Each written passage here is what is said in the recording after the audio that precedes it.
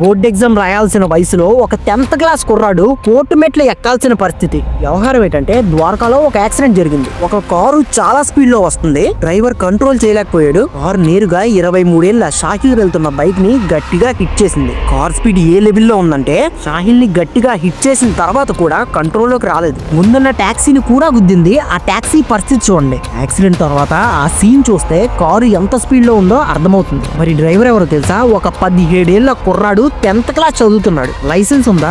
Maturity ఉందా? Responsibility ఉందా? Accident అయిన తర్వాత డైలాగ్ ఏంటంటే తప్పు జరిగిపోయిందంట, స్పీడ్ లో ఉన్నామంట, బైక్ వాడే వచ్చాడంట. Classic blame shifting. నీది, స్టీరింగ్ నీది, డిసిజన్ నీది, డెత్ మాత్రం వాడిది. ఆ మదర్ ని చూడాలి చేతులు జోడించి జస్టిస్ అడుగుతుంది. ఎవరి దగ్గర? అదే సిస్టమ్ దగ్గర, అదే సొసైటీ దగ్గర. షాయిల్ పొలిటీషియన్ కొడుకు కాదు కదా, అందుకే నాయిస్ తక్కువ.